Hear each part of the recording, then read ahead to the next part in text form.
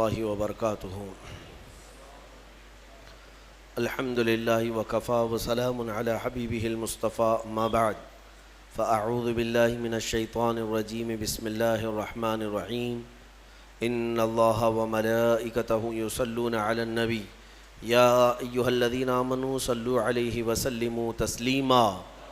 اللهم صل على سيدنا محمد معدن الجود والكرم وآلہ وأصحابہ الکرام وابنہ الکریم وبارک وسلم صلاة دائمة سرمدا ابدا بحمدہ تعالی وبکرم مصطفیٰ صلی اللہ علیہ وسلم. آج کی شب میں قرآن عظیم کے 21 پارے مکمل ہو چکے ہیں. اللہ عز و جل بقیہ قرآن کے حصے کو صحیح تجوید سے پڑھنے اور آپ سب کو رغبت سے سننے کی توفیق عطا فرمائے. کل کی بھی جو تلاوت ہوئی تھی اس کی تفسیر عرض نہیں کر سکا، اس لیے کہ کل کی شب ہم نے اصحاب بدر رضوان اللہ تعالی علیہ مجمعین کے نام سے محفل کو منسوب کر دیا اور ان کا ذکر خیر کیا گیا. 20ویں پارے میں ہم نے جو تلاوت کی ہے وہ سورہ قصص ہے اور سورہ عنکبوت ہے، اور اس کے بعد آج جو ہم نے 21ویں پارے میں تلاوت کیا ہے وہ سورہ روم ہے، اور پھر سورہ لقمان ہے، اور سورہ سجدہ ہے، اور اس کے بعد سورہ احزاب. یہ اب سورتیں بڑھتی چلی جائیں گی، چھوٹے چھوٹے سورتیں.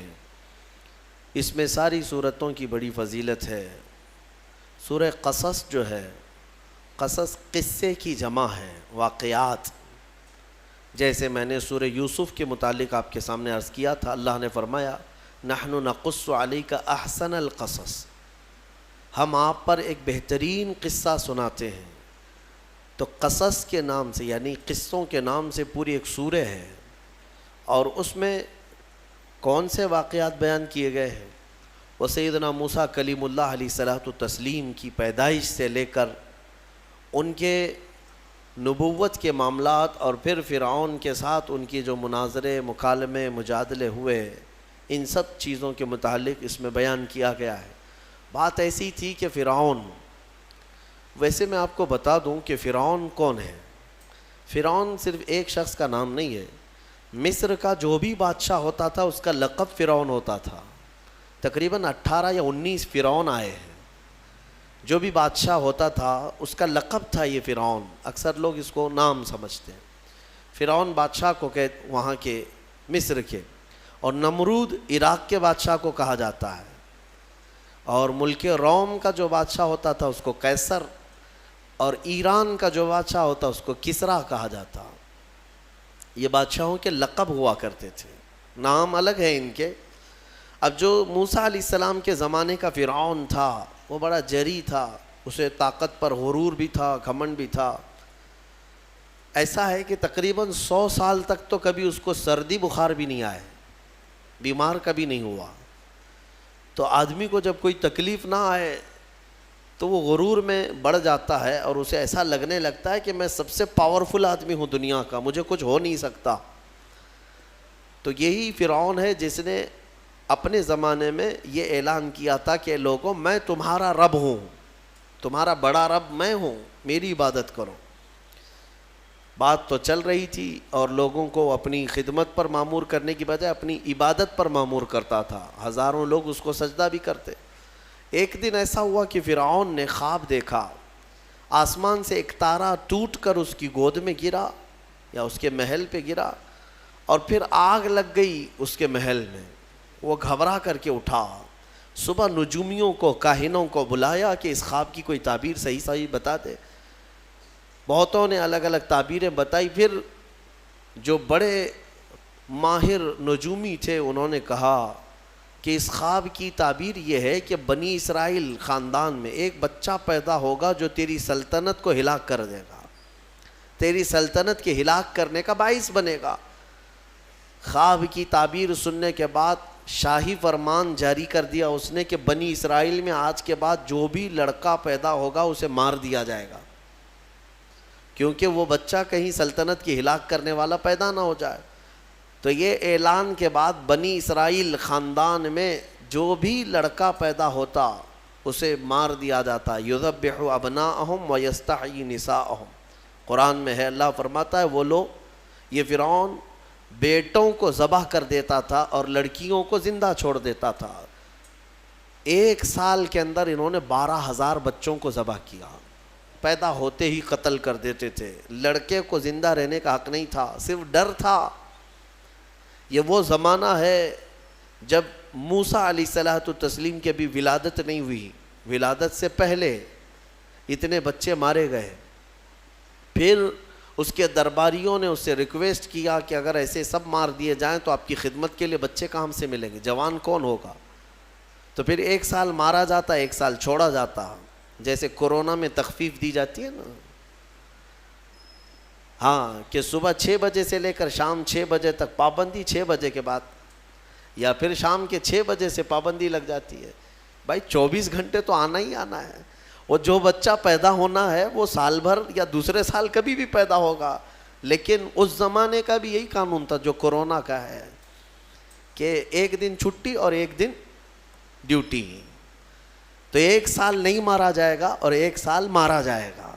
اب یہ کیسے یقین کے ساتھ کہہ سکتے ہیں کہ جس سال نہیں مارا جا رہا ہے اس سال پیدا نہیں ہوگا بچہ؟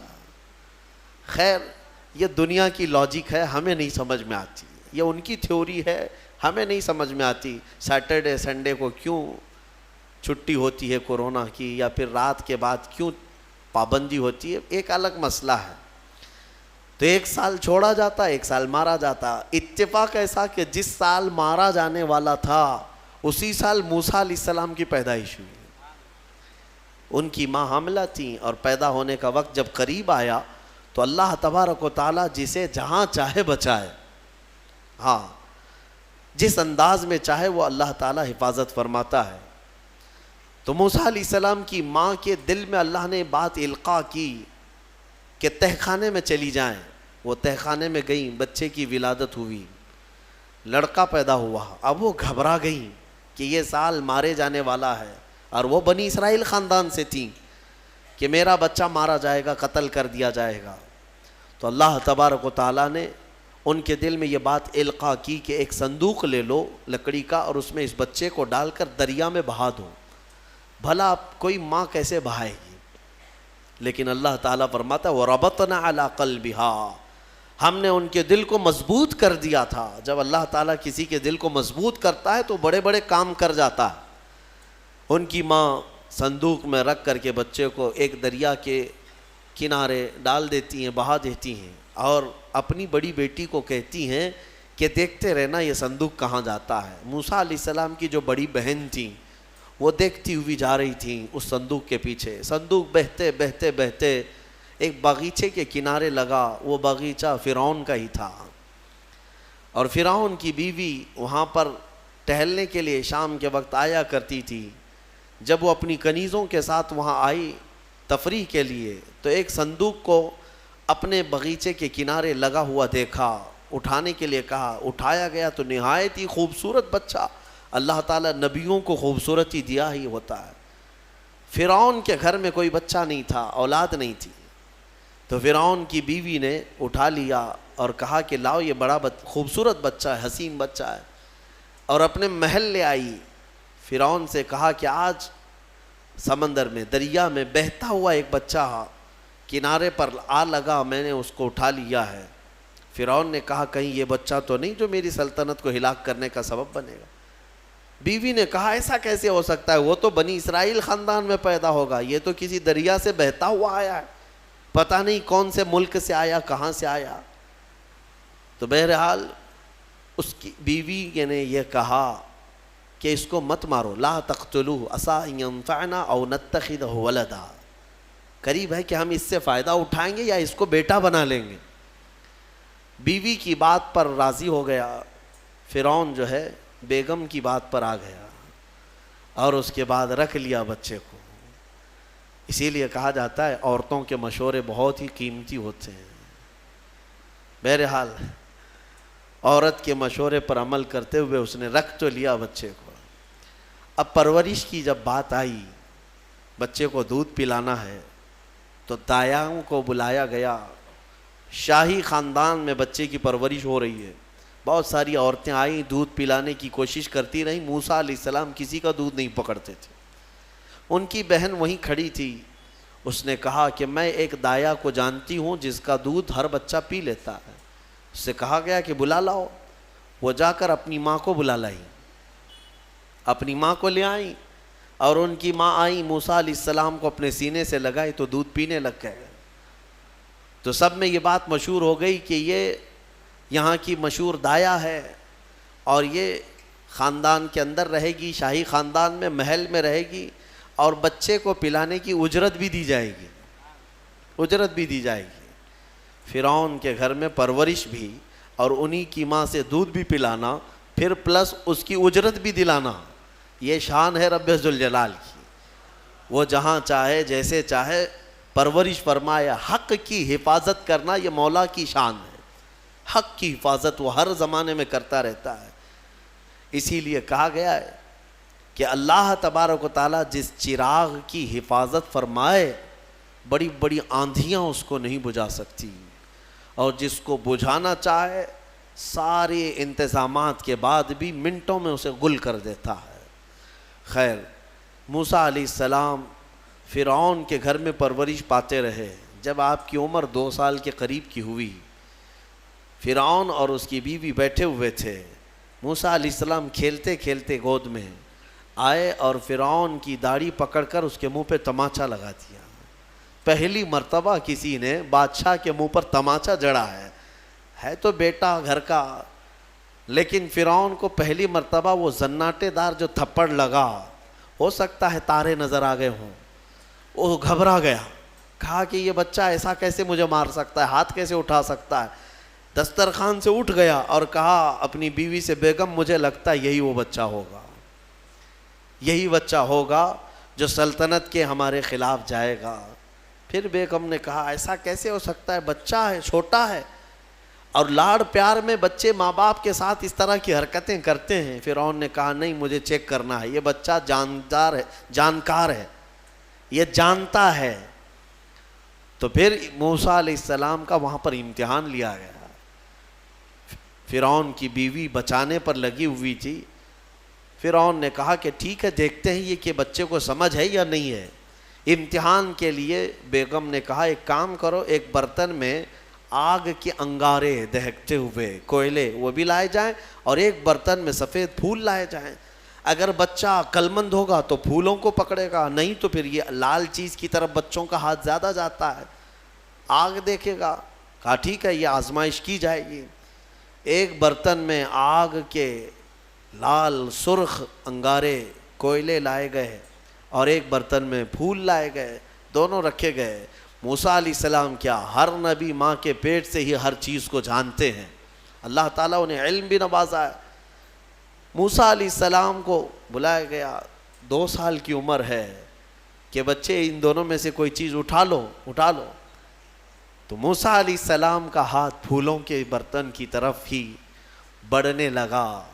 یہ تو امتحان تھا۔ جبرائیل علیہ السلام اسی وقت نازل ہوئے اور آپ کا ہاتھ پکڑ کر کے آگ میں ڈالا۔ آگ میں سے ایک کوئلہ موسیٰ علیہ السلام اٹھائے اور اپنے منہ میں رکھ لیے، جس کی وجہ سے آپ کی زبان جل گئی، ہاتھ میں بھی آگ لگی۔ پھر فوراً ہٹایا گیا۔ فرعون کو وہ سیٹسفائیڈ ہو گیا کہ نہیں، یہ جانتا نہیں ہے، جانتا ہوتا تو آگ نہیں اٹھاتا۔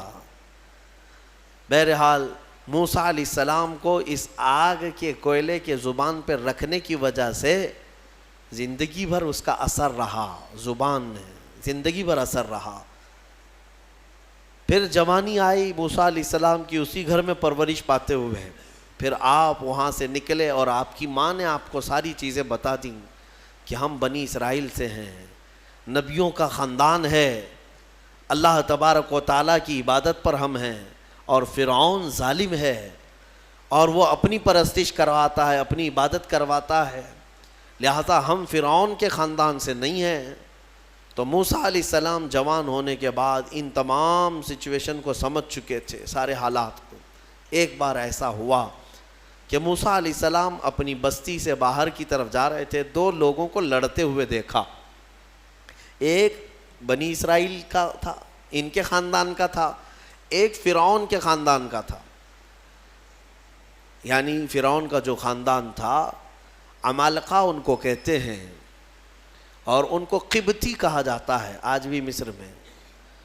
تو قبط خاندان سے ہوا کرتے تھے.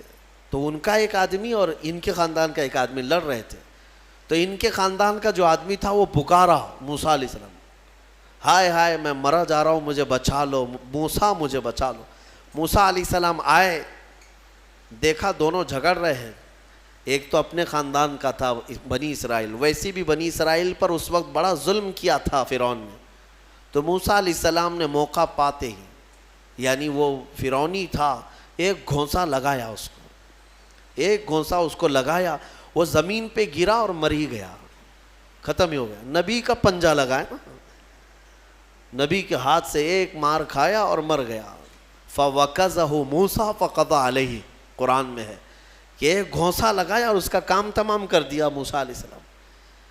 پھر حضرت موسیٰ علیہ السلام کو افسوس ہوا کہ یہ مجھ سے کیا ہو گیا، یعنی میں نے تو اس دونوں کے جھگڑوں کو چھڑانے کے لیے کوشش کیا لیکن میرے ہاتھ سے یہ مر گیا. اللہ کی بارگاہ میں آپ نے استغفار کرنا شروع کیا، اے اللہ تو مجھے معاف فرما دے. فغفر لہ، اللہ تعالیٰ نے معاف بھی فرمایا، آیتیں نازل ہوئی. پھر چند دن کے بعد ایسا ہوا، پھر ان کے خاندان والا بنی اسرائیلی ایک بار پھر کسی سے لڑ رہا تھا، دوسرا ہی دن تھا.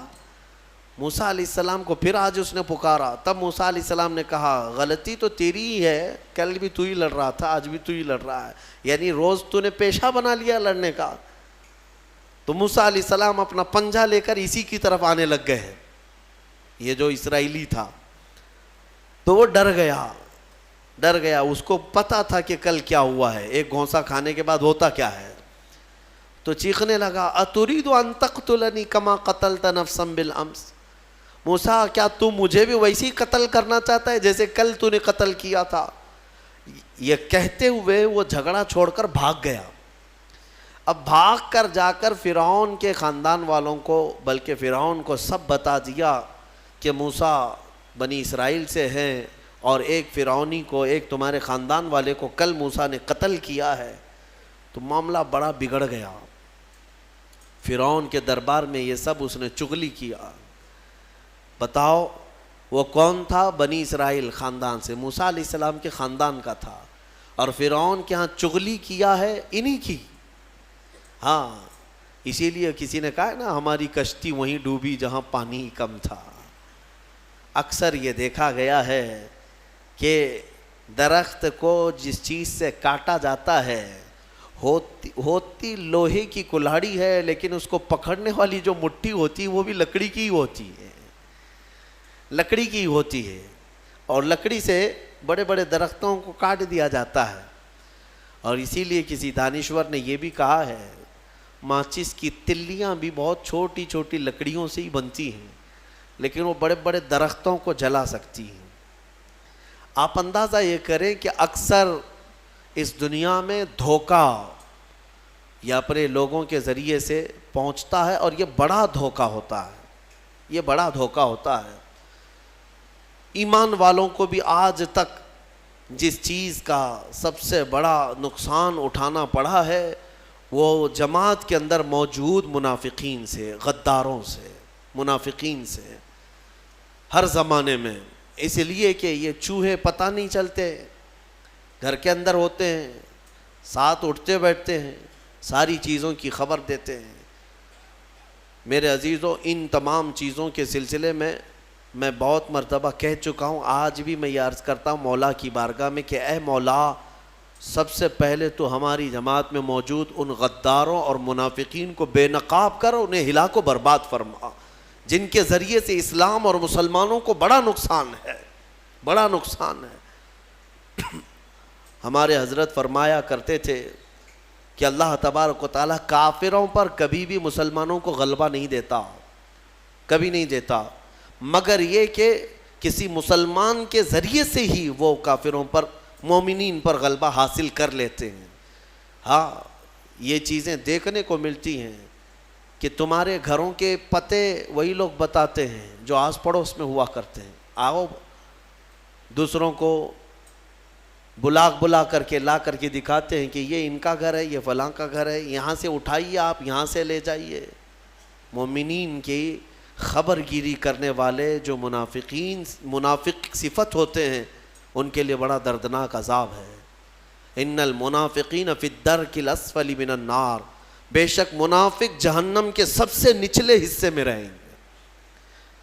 موسیٰ علیہ السلام کی چغلی کیا انہی کے خاندان کا آدمی فرعون کے ہاں جا کر بتایا۔ فرعون پوری تیاری کر کے کہا کہ موسیٰ کو پکڑو، اور میں پہلے سے کہتا آ رہا تھا کہ وہی بچہ ہے اور میرا گمان صحیح نکلا۔ اس بنیاد پر اس نے اپنی بیوی کو سزا دینا شروع کیا، حضرت آسیہ۔ اس بنیاد پر وہ عذاب اس قدر دیا کہ ان کے ہاتھوں پر میخ مار کر انہیں سلاتا تھا، ان کو بالوں سمیت چھت سے لٹکا دیا جاتا تھا۔ بہت شدت کی تکلیف دی حضرت آسیہ کو، کیونکہ وہ موسیٰ علیہ السلام پر ایمان لاتی، وہ موسیٰ کے خدا پر ایمان رکھتی تھیں۔ تو فرعون نے اپنے جاں بازوں کو، اپنے لڑاکوں کو بھیجا کہ موسیٰ کو پکڑو۔ وہ سب نکلے تو ایک ان کی اچھائی چاہنے والا، ان کا خیر خواہ شہر سے دوڑتا ہوا آیا۔ وجاء رجل من اقصى المدینة یسعی، دوڑتا ہوا آیا شہر سے اور کہا، قال یا موسیٰ ان الملأ یأتمرون بک لیقتلوک، فوج پیچھے سے آ رہی ہے تمہیں قتل کرنے کے لیے، تم یہاں سے فوراً نکل جاؤ، یہ بستی چھوڑ دو۔ حضرت موسیٰ علیہ السلام اس کی بات سن کر کے نکل پڑے۔ یہ مصر کی سرزمین تھی، چھوڑ کر کے آپ وہاں سے نکلے۔ فخرج منہا خائفا یترقب، وہاں سے خوف کے عالم میں نکلے تھے۔ موسیٰ علیہ السلام دوسری بستی پر چلے گئے، ایک ایسی جگہ پر گئے، یہ پورا واقعہ تفصیل سے سورہ قصص میں موجود ہے۔ ایک بستی پر پہنچے تو وہاں پر دیکھا ہے کہ ایک کنویں پر بھیڑ لگی ہوئی ہے، بہت ساری بھیڑ ہے، پانی کھینچ رہی ہیں۔ اس میں دو لڑکیاں دور شرماتے کھڑی ہیں، وہ پانی میں لینے کے لیے بھیڑ میں نہیں جا پا رہی۔ تو موسیٰ علیہ السلام بھیڑ کو چیرتے ہوئے آئے اور ان دو لڑکیوں کے لیے پانی آپ نے ڈول سے نکلوایا۔ آپ مضبوط تھے، قوی تھے، طاقتور تھے۔ پانی آپ نے نکالا اور پانی نکال کر ان دونوں لڑکیوں کو دیا۔ تو وہ جوان لڑکیاں تھیں، انہوں نے کہا کہ چلو، ہمارے باپ اس شہر کے بڑے نیک اور پرہیزگار آدمی ہیں، ہم تمہیں لے کر کے چلتی ہیں اور اپنے باپ سے تمہیں اجرت دلائیں گے، تم دیکھنے میں بڑے اچھے لگتے ہو، اجنبی ہو، مسافر ہو، اجرت دلائیں گے جو پانی تم نے ہمیں ڈول سے کھینچ کر دیا ہے۔ موسیٰ علیہ السلام ان کی بات پر چل پڑے۔ کہاں وہ دونوں لڑکیاں اپنے گھر لے آئیں۔ اپنے گھر لے آئیں تو ان کے والد جو تھے وہ کوئی عام انسان نہیں، وہ حضرت شعیب علیہ السلام تھے، اللہ کے نبی تھے۔ تو یہ دونوں نبی کی بیٹیاں تھیں۔ موسیٰ علیہ السلام آئے، پوچھا کہ تمہارے ساتھ کیا ہوا؟ موسیٰ علیہ السلام نے سارا اپنا واقعہ حضرت شعیب علیہ السلام کے پاس بیان کیا۔ تو حضرت شعیب علیہ السلام نے کہا، نجوت من القوم الظالمین، تم ایک ظالم قوم سے نجات پا کر کے آئے ہو، رہو ہمارے ہاں، رہو، کوئی حرج نہیں ہے۔ اب اجرت کیا دی جائے گی تمہیں جو ہماری بیٹیوں کو تم نے پانی کھینچ کر دیا؟ تو حضرت شعیب علیہ السلام نے کہا، قال احدى ابنتي هاتين على ان قالت احداهما، ان کی بیٹیوں میں سے حضرت شعیب علیہ السلام نے کہا، ہاں میں انی اريد ان انکحک، میں چاہتا ہوں کہ میری دونوں بیٹیوں میں سے ایک سے تمہارا نکاح کر دوں۔ کس بات پر؟ وہ اجرت کے طور پر نکاح بھی کر دوں گا، اور پلس مہر کیا رہے گا؟ مہر میں یہ رہے گا کہ میرے باغیچہ ہے ایک، اس باغیچے میں 8 سال تک تمہیں رکھوالی کرنی ہوگی، 8 سال تک۔ حضرت موسیٰ علیہ السلام نے کہا ٹھیک ہے۔ 8 سال کی بجائے 10 سال موسیٰ علیہ السلام وہیں رہے، شادی بھی ہوئی شعیب علیہ السلام کی بیٹی کے ساتھ، جن کا نام تاریخ میں حضرت صفورہ بتایا گیا ہے۔ حضرت موسیٰ علیہ السلام کا نکاح ہوا، وہیں رہنے لگے۔ 10 سال کے بعد موسیٰ علیہ السلام پھر اپنی بیوی کو لے کر، اپنے گھر والوں کو یعنی اپنی اہلیہ کو لے کر نکل پڑے۔ واپس پھر آپ سفر پر تھے، بیچ راستے میں آپ کو آگ کی ضرورت تھی۔ کھانا پکانے کے لیے اس زمانے میں ماچس نہیں، لائٹر نہیں، بلکہ ایک درخت کی ٹہنیاں ہوتی تھی، اس کو پتھر سے رگڑتے تھے تو آگ پیدا ہوتی تھی. وہ آگ کی ٹہنیاں، درخت ہی ایک آگ لگنے والا ہوا کرتا تھا. تو موسیٰ علیہ السلام وہ آگ لینے کے لیے پہاڑی پر چڑھے، اور جب وہاں پہنچے تو اللہ نے آپ کو نبوت کی تاج سے سرفراز فرمایا. جبرائیل علیہ السلام آئے اور آپ کو نبوت کے اعجاز سے سرفراز کیا گیا اور اعلان کیا گیا کہ اے موسیٰ، آپ اللہ کے جلیل القدر نبی ہیں اور رسول ہیں. اب آپ جائیں، اپنی اہلیہ کو لے کر واپس فرعون کے پاس جائیے، پھر آنا ہے آپ کو فرعون کی اس بھری سلطنت میں. موسیٰ علیہ السلام پہلے اپنے گھر آئے، اور اس کے بعد حضرت موسیٰ علیہ السلام جب آئے اپنی بیوی کو لے کر، تو اللہ تعالیٰ نے فرمایا اب جاؤ فرعون کے پاس، اس کو ہدایت کی تلقین کرو، تبلیغ کرو، اس سے کہو کہ اللہ وحدہ لا شریک کی عبادت کرے. لیکن جانے سے پہلے موسیٰ علیہ السلام کو اللہ نے ایک اور ٹریننگ سے گزارا. آپ کے ہاتھ میں ایک لکڑی ہوا کرتی تھی، چھڑی، جو آپ کا عصا تھا. اللہ نے فرمایا اے موسیٰ، اس لکڑی کو زمین پر چھوڑو. آپ نے زمین پر چھوڑ دیا. قال القها یا موسیٰ فالقاها فاذا هي حیۃ تسعى. قرآن کہتا ہے جیسے ہی موسیٰ علیہ السلام نے زمین پر اس لکڑی کو ڈالا، وہ ایک خوفناک اژدہا سانپ بن گیا. اژدہا اتنا خطرناک کہ لوگ دیکھیں تو ہیبت طاری ہو جائے. موسیٰ علیہ السلام پیچھے ہٹ گئے. اللہ فرماتا ہے خذھا ولا تخف، پکڑ لو اس کو، ڈرو مت. موسیٰ علیہ السلام دوبارہ اس سانپ کو پکڑتے ہیں تو پھر سے وہ لکڑی بن گیا. یہ معجزہ تھا موسیٰ علیہ السلام کا کہ لکڑی کو زمین پر ڈالو تو سانپ رینگنے والا، اور ہاتھ میں لے لو تو پھر لکڑی.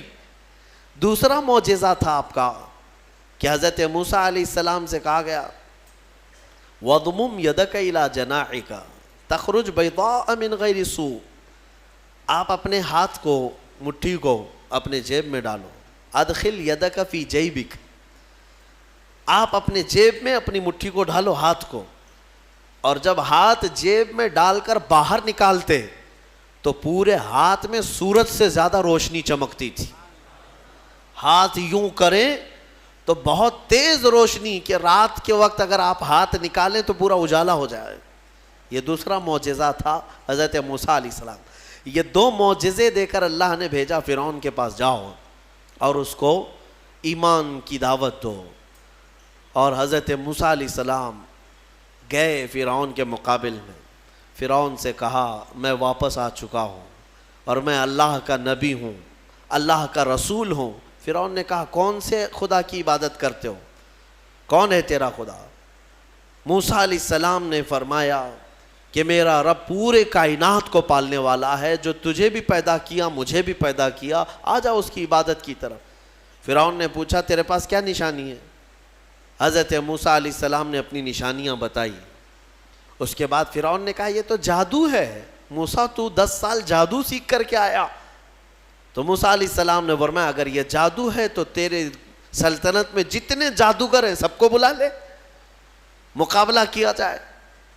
تو فرعون کو جو یہ چیلنج ہوا تو فرعون نے سارے بڑے بڑے جادوگروں کو بلایا اور ایک میدان میں یہ مقابلہ ہونا تھا. حق اور باطل کا مقابلہ زمانے اول سے چلا آ رہا ہے. اقبال نے کہا ہے ستیزہ کار رہا ہے ازل سے تا امروز، شرار بولہبی سے چراغ مصطفی. ہمیشہ ایک میدان میں جب یہ مقابلہ ہونا طے پایا، بڑے بڑے جادوگر آئے. موسیٰ علیہ السلام نے کہا کہ تمہارا جو جادو ہے وہ بتاؤ. سب کے پاس چھوٹی چھوٹی رسیاں تھیں. وہ رسیاں انہوں نے زمین پر پھینکی تو سب رسیاں سانپ بن گئیں. سیم وہی چیز وہ بھی دکھانے لائے تھے. سب رسیاں سانپ بن گئی، شور مچ گیا. فرعون کے درباری کہنے لگے اتنے سانپ آ گئے. موسیٰ علیہ السلام کو حکم ہوا اللہ کی طرف سے آپ بھی اپنا سانپ چھوڑ دیں. آپ نے اپنا عصا زمین پر ڈالا، وہ اژدہا ایک منہ کھولا اور سارے سانپوں کو نگل گیا، اور دوسرا منہ کھولتا تو جادوگروں کو نگلتا. اس سے پہلے ہی سارے جادوگروں نے پکارا ہم ایمان لائے موسیٰ کے رب پر. موسیٰ علیہ السلام پر بھی ایمان لائے اور اس کے رب پر بھی ایمان لائے. سارے جادوگروں کی جو ٹیم تھی پورے موسیٰ علیہ السلام کے ہاں آ گئی. اب یہاں وجہ بتاتا ہوں. جادو کرنے والے اور مقابلہ کرتے, دوسرا جادو دکھاتے. جادوگر سے مقابلہ کر سکتا ہے لیکن نبی سے کیسے کر سکتا ہے؟ وجہ یہ ہے, یہ جو جادو دکھتا ہے نا, یہ حقیقت نہیں ہوتی. اس کو شعبدہ بازی کہتے ہیں, یعنی نظر بندی, صرف نظروں کا دھوکہ, اس کو جادو کہا جاتا ہے. اور جادوگر جانتا ہے کہ میں نے لوگوں کی نظروں کو دھوکہ دیا, لیکن اس کو پتا ہوتا ہے حقیقت کیا ہے. جادوگر نے رسی ڈالا, اس کی نظر میں رسی ہی ہے, دنیا کی نظر میں سانپ ہے. آپ نے بھی دیکھے ہوں گے بہت سارے شعبدہ بازی کرنے والوں کو, گلاس میں پانی لیا, یوں اچھال دیا, پھول نکل پڑے.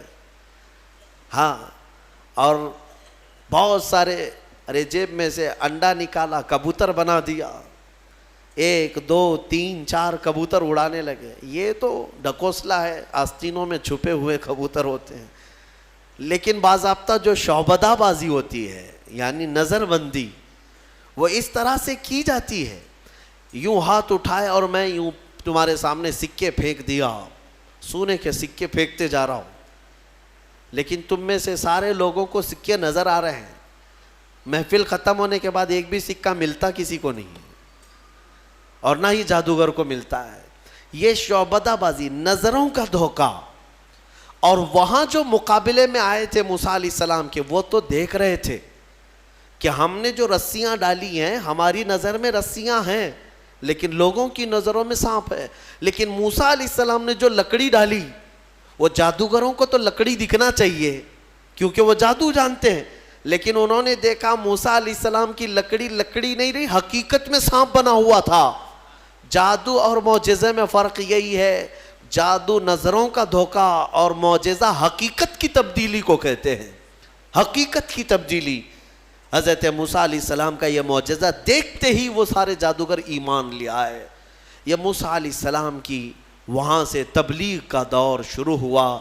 پھر زمانہ چلتا رہا, فرعون سے ان کے مقابلے ہوتے رہے. ایک وقت ایسا آیا کہ فرعون آپ کو ختم کرنے کے لیے 1,00,000 کی فوج کو جمع کیا, اور موسیٰ علیہ السلام اپنے ایمان والوں کو لے کر کے دوسرے علاقے کی طرف نکلے. سامنے سمندر اور پیچھے فرعون کا لشکر. آپ نے دعا کی کہ اے مولا, اس فرعون کے دبدبے سے میری قوم کو بچا لے. اللہ تعالیٰ نے حکم فرمایا سمندر میں عصا مارو. آپ نے عصا مارا تو 12 راستے نکل پڑے.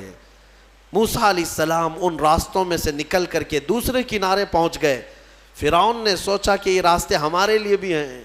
سارا اس کا لشکر اور فرعون سب انہی راستوں میں آئے.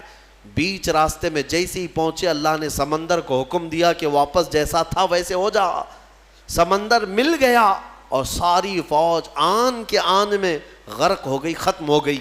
یہ فرعون کو ہمیشہ کے لیے پانی میں اللہ تعالیٰ نے غرقاب کر دیا, ڈبو دیا. یہ موسیٰ علیہ السلام کی جو فتح مبین تھی, وہ 10 محرم الحرام عاشورہ کا دن تھا. ایمان والوں کی جو فتح مبین تھی.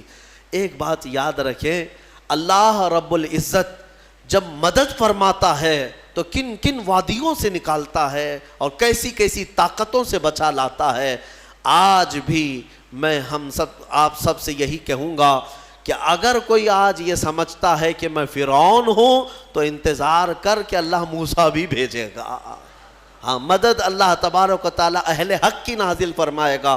شروع میں ہو سکتا ہے اہل حق کمزور نظر آئیں, چھوٹے نظر آئیں, اور ان کی بستیاں کمزور, ان کے اسباب کمزور, لیکن مولا کریم کی طاقت اور اس کی مدد کمزور نہیں ہو سکتی. آج جو حکومتیں ہیں یہ تو میرے عزیزو فرعون کے سامنے لونگ الائچی کے برابر بھی نہیں ہیں. اس کے پاس جو تھی طاقتیں, اس طاقت کے سامنے ان کی جو طاقتیں ہیں وہ لونگ الائچی کے برابر بھی نہیں ہے. اس کے پاس جو ذخیرے تھے, جو اسباب تھے, پوری دنیا پر حکومت کر چکا تھا, پوری دنیا پر. فرعون ایک ایسا شخص ہے جس نے پوری دنیا پر تنہا حکومت کیا ہے. ایک ملک کو لے کر کے اگر کوئی آنکھیں دکھا رہا ہو اور یہ سمجھے کہ ہمیں کوئی ہٹا نہیں سکے گا, رب ذوالجلال قانون قدرت یہ رکھتا ہے کہ جب وہ پوری دنیا پر بادشاہت کرنے والے کو پانی سے ہلاک فرمائے گا تو باقی یہ ساری طاقتیں کچھ نہیں. انتظار کرو، رب ذوالجلال کی پکڑ آنے والی ہے. ان بطش ربک لشدید، بے شک تمہارے رب کی پکڑ بہت سخت ہے. اللہ تبارک و تعالی ہم سب کو ظالموں کے چنگل سے نجات عطا فرمائے. ایمان والوں کو مولا تعالیٰ قوت حیدری عطا فرمائے. غیب سے مولا نصرت و کامیابی ہمارے لیے نازل فرمائے. آج کی جو تلاوت ہوئی سورہ روم، سورہ لقمان، سورہ احزاب یا سجدہ، انشاءاللہ العزیز کل کی تفسیر میں ان کو ملا کر کے عرض کرنے کی کوشش کروں گا. وآخر دعوانا ان الحمد للہ رب العالمین.